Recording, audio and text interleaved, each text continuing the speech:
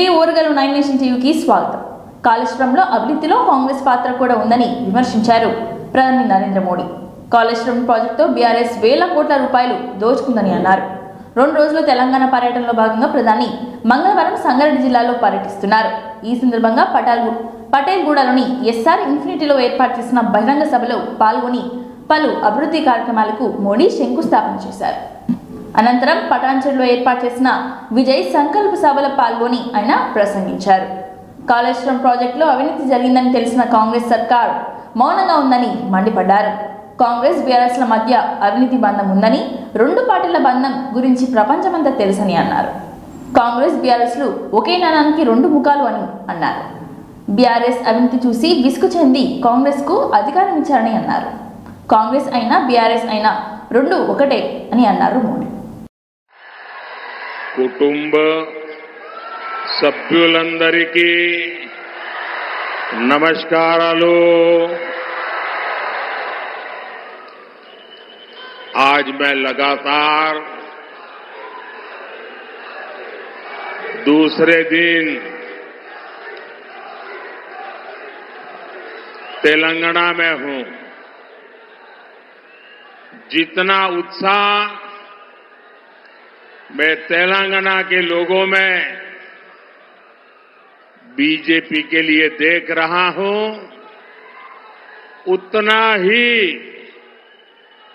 मेरा विश्वास भी बढ़ता जा रहा है. आपके इस स्नेह को मैं, आपके इस प्यार को मैं तेलंगाना के विकास के रूप में 2 गुना करके लौटाऊंगा. ये आपका प्यार, ये आपका उत्साह, ये आपके आशीर्वाद मैं बेकार नहीं जान. बीजेपी सरकार ने तेलंगाना के किसानों के लिए भी ऐतिहासिक कदम उठाए हैं. बीते वर्षों में बीआरएस सरकार के घोटालों से परेशान होकर तेलंगाना के लोगों ने कांग्रेस को मौका दे दिया. आप जानते ही हैं कि बीआरएस हो या कांग्रेस, दोनों एक जैसी ही पार्टियां हैं. एक ही सिक्के की 2 बाजू हैं.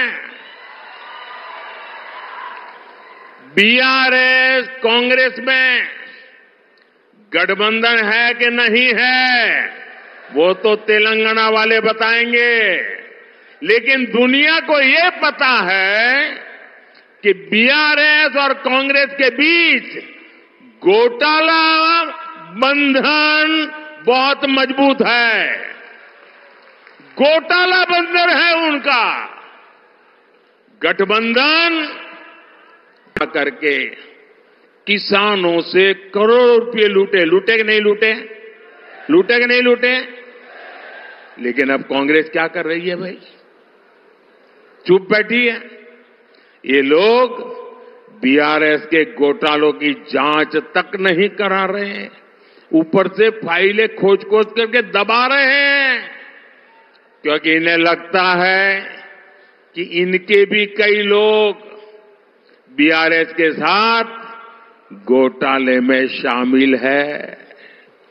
इन्हें डर है कि इनकी सरकार में, क्योंकि मोदी सरकार में सर्जिकल स्ट्राइक भी होती है और एयर स्ट्राइक भी होती है. बीआरएस बीएसपी పొత్తు ఖరారైంది. పార్లమెంట్ ఎన్నికల్లో కలిసి పోటీ చేస్తామని 2 పార్టీలు ప్రకటించాయి. ఇవాళ నందినగర్లోని మాజీ సీఎం కేసీఆర్ భేటీ అనంతరం ఆర్ఎస్ ప్రవీణ్ కుమార్ మీడియాతో మాట్లాడారు. పార్లమెంట్ ఎన్నికల్లో బీఆర్ఎస్ తో కలిసి పోటీ చేస్తున్నట్లుగా చెప్పారు. బీజేపీ కాంగ్రెస్ నుంచి తెలంగాణను కాపాడేందుకే బీఆర్ఎస్ లో పొత్తు పెట్టుకున్నామని చెప్పారు ఆర్ఎస్ ప్రవీణ్ కుమార్. కాంగ్రెస్ పాలనలో నిరుద్యోగులు సంతోషంగా లేరని, రోడ్లపైకి వస్తున్నారని విమర్శించారు. బీజేపీ పెద్ద ఎత్తున కుట్రలు చేస్తుందని, తెలంగాణ ప్రజలను తాము ఆశీర్వదిస్తారనే నమ్మకంతో ఉందని అన్నారు. ఆనందంగా ఉంది. మరి ఈ తెలంగాణనే కాదు యావత్ భారతదేశం కూడా ఈరోజు లౌకికత్వం అంటే సెక్యులరిజం లౌకికత్వం ప్రమాదంలో ఉన్నది. మరి భారతీయ జనతా పార్టీ చాలా పెద్ద ఎత్తున కుట్రలు చేస్తూ ఉన్నది దేశాన్ని చిన్నభిన్నం చేయడం కోసం. మరి పూర్తిగా రాజ్యాంగాన్ని రద్దు చేయాలనే కుట్ర చేస్తూ ఉన్నారు. సో ఆ పరిస్థితుల్లో మరి సెక్యులర్ పార్టీ అయినా మరి సెక్యులర్ భావాలు కలిగి సెక్యులరిజాన్ని నిరంతరం కాపాడిన మరి భారతీయ రాష్ట్ర సమితి వారు మరి నేను బైంజీ మాయావతి గారి ఆశీస్సులతోని మరి వారిని కూడా కలవడం జరిగింది.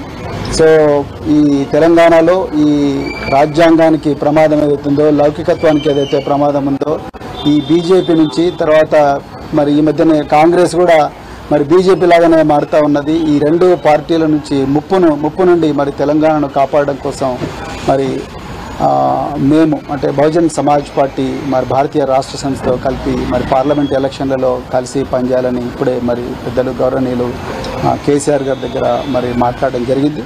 మరి తప్పకుండా మరి ఇంతకుముందు మీరు అన్నట్టుగా సీట్ల సర్దుబాటు విషయం ఏదైతే ఉందో ఈ షీట్ షేరింగ్ విషయం అయితే మళ్ళీ మేము మా అధిష్టానానికి నివేదిస్తాం. అదేవిధంగా మరి మన ఈ లౌకికత్వానికి తూర్పు తెలంగాణ రాష్ట్రంలో బీఆర్ఎస్ బీఎస్పీ కలిసి పనిచేయాలని చెప్పి నిర్ణయించుకున్నాం. సిద్ధాంతపరంగా అనేక విషయాలలో సామీప్యత ఉంది. మేము అమలు చేసినటువంటి దళిత బంధు కానీ దళిత సంక్షేమానికి ఇచ్చినటువంటిది కానీ రెసిడెన్షియల్ పాఠశాలలు కానీ ఇంకా చాలా విషయాలలో బలహీనల గురించి వీకర్ సెక్షన్ గురించి పనిచేసిన చరిత్ర ఉంది. కాబట్టి దాన్ని అనుసరించుకొని ఒక ప్రతిపాదన వస్తే ఇద్దరం కలిసి చర్చించడం నేను ప్రవీణ్ గారు వారు హైకమాండ్ కూడా మాట్లాడింది. అక్కడి నుంచి వారి అనుమతి తీసుకొని మేము చర్చలు చేసిన తర్వాత కలిసి పనిచేయాలని చెప్పి స్థూలంగా ఒక నిర్ణయానికి వచ్చినాం. పని చేస్తాం కూడా. మిగతా విషయాలు మీకు కావాల్సిన లెక్కలన్నీ రేపు నుండి చెప్తాం. అంటే సీట్ల మీద క్లారిటీ లేదా సార్? వాళ్ళు ఎన్ని పొడి చేస్తారు రేపు అనుకుంటాం. ఇది ఈరోజు స్థూలంగా ఇది అయిపోయింది. బేసికల్గా ఇన్ ప్రిన్సిపల్ ఇది అయింది. తప్పకుండా కొన్ని సీట్లు చూద్దాం ఏం జరుగుతుందో. సస్పెన్స్ ఉంది కదా మనకి. Thank you. ఈరోజు లౌకికత్వం అంటే సెక్యులరిజం లౌకికత్వం ప్రమాదంలో ఉన్నది. వర్గంలో అనుభవం కలిగిన జర్నలిస్టు కావాలను 9494825960 నెంబర్కి సంప్రదించండి.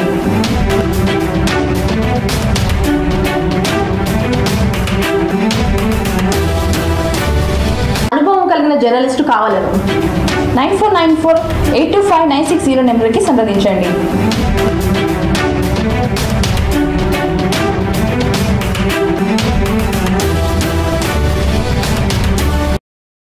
ప్రభుత్వం తీరుపై మాజీ మంత్రి కేటీఆర్ ఫైర్ అయ్యారు. తమపై కోపంతోనే బతుకమ్మ చీరలు ఆర్డర్ క్యాన్సిల్ చేశారని మండిపడ్డారు. బీఆర్ఎస్ ప్రభుత్వం హయాంలో రైతులు చేనేతలకు ఆదుకున్నామని గుర్తు చేశారు.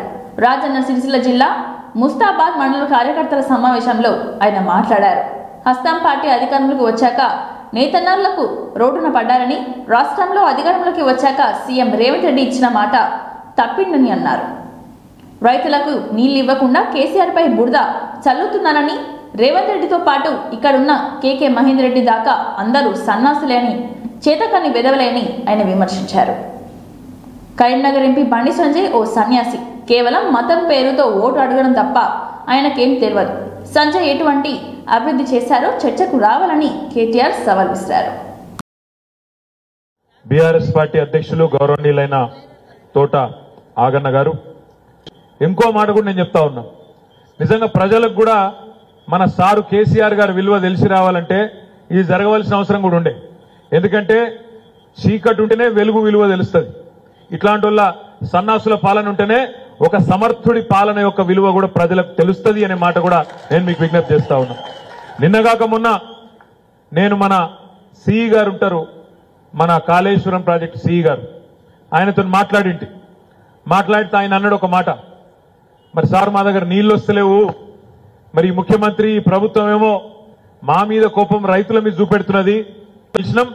ఆడికి మేము ఊహించిన దానికంటే ఎక్కువ 3-4 వేల మంది మేడిగడ్డకు వచ్చి అక్కడికి వచ్చి రైతులకు తెలంగాణ ప్రజలకు కేసీఆర్ విలువ ఏందో తెలుస్తుంది సార్, మీరు యాద పెట్టుకోండి అని చెప్పిండు. మనం ఇవన్నీ ర్యాలీ ఫిబ్రవరి నాసి అని మాట్లాడతాడు. ఇదేనా ఇప్పుడు 10 ఏళ్ళు మనం కూడా అధికారంలో ఉన్నాం. ఎవరైతే ఆ నేతన్నలందరూ బతుకుతున్నారు. మీరు కత్తి కట్టినట్టు రైతులకేమో నీళ్ళు ఇయ్యరు, నేతన్నలకేమో చీరల ఆర్డర్ ఇయ్యరు. ఎట్లా బతుకుతారు? నేను మంత్రి గారిని అడిగితే ఏమో ఇక పైన నిర్ణయం తీసుకున్నారు, నేనేం చేయాలి అన్నాడు. ఆయననేమో అట్లా మాట్లాడతాడు. ఇక్కడ ఉన్నాడు ఒక ఆయన మహేందర్ రెడ్డి, ఎట్లా మాట్లాడిండండి నిన్న కాక మొన్న. ఏమన్నా నిజంగా సిగ్గుశరం ఉన్న వాళ్ళు మాట్లాడతారా అట్లా మాటలు? ఎంత మాట అంటాడు? నేతన్నలను ఇన్ని రోజులు తిన్న జాలదా, దొబ్బి తిన్నది సాలలేదా? బతకని వాళ్ళు నిరోజు పొట్లాలు అమ్ముకొని బతకని, పాన్ పరాగులు అమ్ముకొని బతకని అని సిగ్గు లేకుండా మన తమ్ముడు ఒక రిపోర్టర్ తోని నోటికొచ్చిన మాటలు మాట్లాడిండు. ఏం తప్పు చేసిండు ఆ తమ్ముడు? ఆ రిపోర్టర్ ఏం తప్పు చేసిండు? ఆయన చేసిన తప్పల్లో ఒకటే, ఇక్కడ ఉన్న నేత కార్మికుల స్థితిగతులు కాంగ్రెస్ ప్రభుత్వం వచ్చినాక వాళ్ళు పాపడాలు అమ్ముకుంటున్నారు, రోడ్ దగుల్బాజీలు, సన్నాసులు, చాతగాని వెధవలు అనే మాట నేను మాట్లాడుతా ఉన్నా. దమ్ముంటే నీకు చేతనైతే 14 కోట్ల రోడ్డు రద్దు చేసుడు కాదు. నీకు దమ్ముంటే ప్రజల మనసు గెలుచుకోవాలనుకుంటే ముస్తాబాద్ నుంచి దుబ్బాకకు నేను 2 లేన్ల రోడ్డు, డబల్ రోడ్డు నేను మంజూరు చేస్తే నీకు చేతనైతే దాన్ని 4 లేన్ల రోడ్డు చేయి. అట్లయితే ప్రజల మనసు గెలుచుకుంటావు తప్ప ఇచ్చిన దాన్ని రద్దు చేస్తారు ఎవడన్నా హౌలగాడు? ఇలా రద్దు చేసిపోయింది. ఇలా బతుకమ్మ చీరల ఆర్డర్లు రద్దు చేస్తాను. నా మీద కోపంతో సిరిసిల్ల నేతన్నల కొంప ఉచ్చుకునే ప్రయత్నం చేస్తాను. కేసీఆర్ మీద కోపంతో కాళేశ్వరం ప్రాజెక్టే దండుగా అని చూపెట్టాలన్న ఉద్దేశంతో చిల్లర రాజకీయం కోసం అక్కడ ఒక బుంగివడ్డా, పొక్కవడ్డా, కత్వగట్టి ఒకటిగా కూడా వీకలేరనే మాట కూడా కాంగ్రెస్ వాళ్ళకి నేను విజ్ఞప్తి చేస్తా ఉన్నాను. కేసులకు భయపడేది లేదు, కేసులకు భయపడే అన్నాడు. ఏమాయ మరి? డిసెంబర్ 9 వీకింది, జనవరి 9 వీకింది, ఫిబ్రవరి 9 వెయ్యిగా కూడా వీకలేరనే మాట కూడా కాంగ్రెస్ ఎవడు నరకమన్నాడు? డిసెంబర్ 9 సంతకం పెడతా, ఫ్రీ, కోడలుంటే 2500, అత్తలుంటే ఉండడం సంతోషంగా ఉందని అన్నారు మోడీ. దేశవ్యాప్తంగా 56,000 కోట్లతో అభివృద్ధి పనులను చేపట్టామని అన్నారు. సంగారెడ్డిలో 9,000 కోట్ల రూపాయలతో అభివృద్ధి పనులను ప్రారంభించామని ఆయన తెలిపారు. దేశంలో తొలి సివిల్ ఏవియేషన్ రీసెర్చ్ సెంటర్ను బేగంపేటలో ప్రారంభించామని, ఏవియేషన్ రంగంలో తెలంగాణకు గుర్తింపు లభిస్తుందని చెప్పారు. అంతకుముందు మంగళవారం ఉదయం సికింద్రాబాద్ ఉజ్జయిని మహంకాళి ఆలయాన్ని మోడీ సందర్శించారు. మహంకాళి అమ్మవారిని దర్శించుకొని ప్రత్యేక పూజలు మోడీ నిర్వహించారు. ఈ సందర్భంగా ఆలయ దగ్గర అర్చకులు, అధికారులు ఆయనకు ఘన స్వాగతం పలికారు. దర్శనం అనంతరం మోడీకి ఆశీర్వచనం చేసి పూజారులు అమ్మవారి వస్త్రంతో పాటు మహంకాళి ఫోటో ఫ్రేమ్ను బహుకరించారు.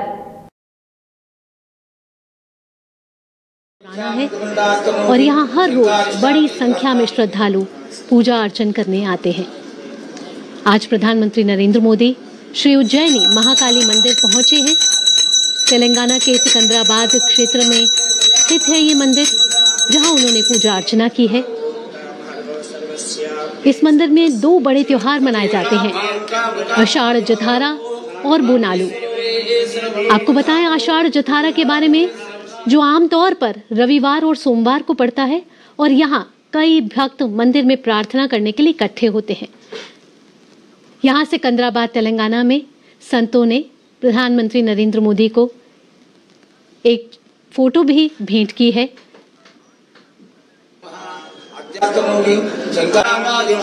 नरेंद्र मोदी ने यहाँ पूजा अर्चना की। ये जो मंदिर है इसका इतिहास 200 साल से भी ज्यादा पुराना है। इस मंदिर को 1814 में स्थापित किया गया था और श्री उज्जैनी महाकाली मठ इस मंदिर के मुख्य देवता हैं, जो देवी के अवतार में है मां पार्वती। देवी की मूर्ति यहाँ पर जो स्थापित है वो पद्मासन मुद्रा में दिखाई जाती है, जिसके 4 हाथों में तलवार। కార్యాలయాల్లో ప్రజాపాలన సేవా కేంద్రాల ద్వారా అందించే సేవలపై state energy principal secretary Rizvi, civil supply commissioner DS Chauhan, SPDCL CMD Musharraf Ali, సిజేజీ డీజీ రాజేంద్ర నింజే పలు సలహాలు సూచనలు చేశారు. మంగళవారం హైదరాబాద్ నుండి వారు వీడియో కాన్ఫరెన్స్ ద్వారా రాష్ట్రంలోని జిల్లాల కలెక్టర్లు, అదనపు కలెక్టర్, ఇతర శాఖ ఉన్నతాధికారులతో ప్రజాపాలన కార్యక్రమం, ప్రజాపాలన సేవా కేంద్రాలపై సమావేశం నిర్వహించారు. ఈ వీడియో కాన్ఫరెన్స్ లో హన్మకొండ జిల్లా collector Sikta Patnaik, additional collector Radhika Gupta, NPDCL CMD Varun Reddy, training collector Shraddha Shukla, ZP CEO Vidyalatha, DPO Lakshmi Ramakant, D Naga Padmaja, Kazipet deputy commissioner Ravinder, Parakala పురపాలక కమిషనర్ నరసింహ, పలువురు ఎంపీటీఓలు పాల్గొన్నారు. ఈ వీడియో కాన్ఫరెన్స్ హాల్లో స్టేట్ ఎనర్జీ ప్రిన్సిపల్ సెక్రటరీ మాట్లాడుతూ రాష్ట్ర ప్రభుత్వంపై సంక్షేమ పథకాలను అందించేందుకే ప్రజాపాలన కార్యక్రమంలో స్వీకరించిన దరఖాస్తుల్లో మహాలక్ష్మి పథకంలో LPG gas cylinder number, Gruha Jyothi పథకంలో భాగంగా విద్యుత్ సర్వీస్ నెంబర్ ఇతరితర వివరాల్లో సరిచేసే విధంగా మండల కేంద్రాల్లో ఎంపీటీఓ కార్యాలయాలు, మున్సిపల్ కార్యాలయాల్లో ప్రజాపాలన సేవా కేంద్రం కౌంటర్లు ఏర్పాటు చేసినట్లుగా తెలిపారు.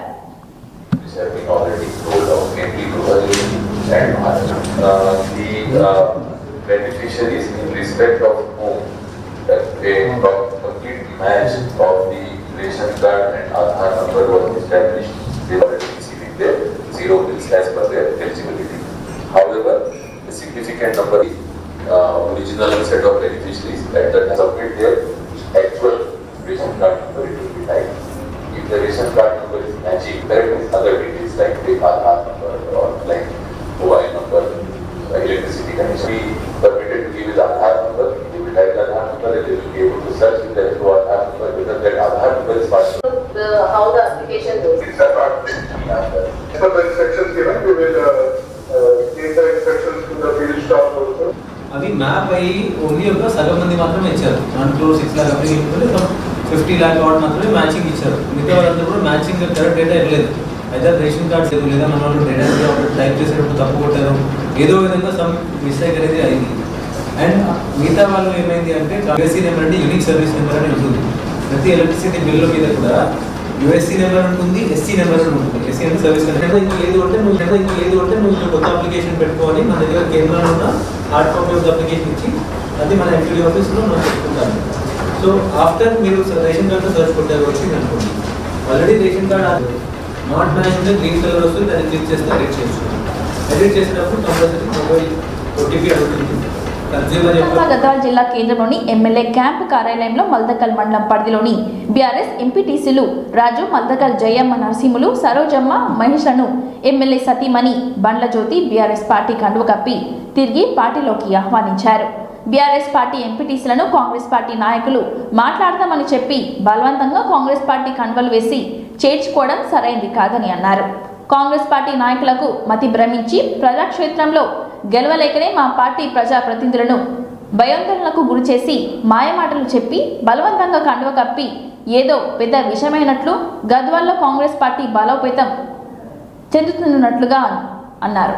గద్వాల్ నాయకులు వారి పార్టీ అధిష్టానం ముందు మెప్పు పొందడం కోసం లేని అబద్ధాలను సృష్టిస్తూ ఎప్పుడూ లేని విధంగా గద్వాల్లో ఎక్కడి నుంచో వచ్చి ఇక్కడ రాజకీయం చేస్తూ ప్రజల చేత ఎన్నుకోబడిన నాయకులను బలవంతంగా కండువలు కప్పుతూ గద్వాల్ కూడా కాంగ్రెస్ పార్టీలో చేరికలు జరుగుతున్నాయని అధిష్టానానికి ఒక్క వార్త ఇచ్చే విధంగా ఇక్కడ బీఆర్ఎస్ పార్టీ ఖాళీ అవుతుందంటూ లేనిపోని ఆరోపణలు చేస్తూ కొత్త నాటకానికి తెరదీశారని అన్నారు. ఎవరు మాట బయటికి చెప్పలేరు, ఎవరైనా ఎక్కించిన మాట బయటికి రాదు. మా కుటుంబం ఏమంటే ఎవరికైనా సరే గౌరవం ఇస్తాము, అదే విధంగా గౌరవం తీసుకోవాలని కోరుకుంటాం. కానీ ప్రలోభ పెట్టి మమ్మల్ని ఎవరు కొనలేరు. మా మధ్యలో ప్రేమాభిమానాలు ఉన్నాయి. అవి ఉన్నంత వరకు మమ్మల్ని విడదీసే ప్రయత్నం ఎవరు చేసినా కూడా విడదీయలేరని మాత్రం గట్టిగా మేము హెచ్చరిస్తున్నాము, అదే విధంగా చెప్తున్నాము. ఇక్కడికి వచ్చిన ముగ్గురు ఎంపీటీసీలు, ఎంపీపీ గారు, జెడ్పీటీసీ గారు, గట్టున మేయర్ వాళ్ళు టీఆర్ఎస్ పార్టీలో గెలిచి అదే పదవిని అనుభవిస్తూ ఈరోజు పార్టీలోకి పోయి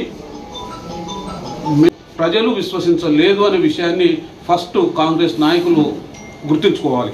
గెలవాలనే ఆలోచన చేయండి, కానీ ఈ చౌకబారు పనుల వల్ల ఈ గద్వాలకి మచ్చ వస్తుంది.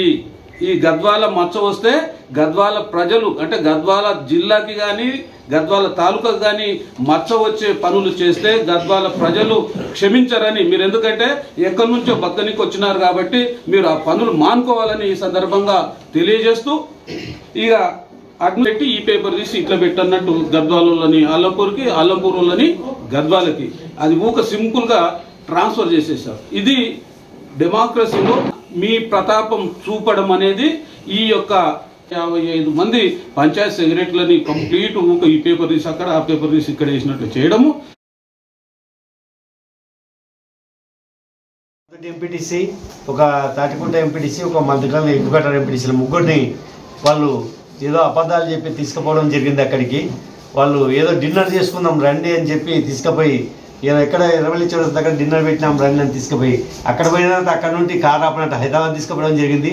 తీసుకుపోయి అక్కడ జూపల్లి సమక్షంలో పెద్దొడ్డి నల్లారెడ్డి, రామకృష్ణ, అలాగే ఇట్లాపురం మాజీ ఎంపీ షేక్ సేవలి వీళ్ళల్లా కలిసి బలవంతంగా తీసుకుపోయి అక్కడ కండోలు వేయడం జరిగింది. కండోలు వేసిన ఒక నిమిషంలోనే కండోలు తీసి అక్కడనే మినిస్టర్ ముందరనే అక్కడ పెట్టి వీళ్ళు వెళ్ళి రావడం జరిగింది. వాళ్ళు దాన్ని కానీ PA2 సీఎం కూడా కానీ లెటర్ పెట్టడం జరిగింది అఫీషియల్ గా. ఇది వార్తలు సమాప్తం. మరిన్ని వార్తలతో మళ్ళీ కలుద్దాం. చూస్తూనే ఉండండి ఓర్గల్ 9 నేషన్ టీవీ.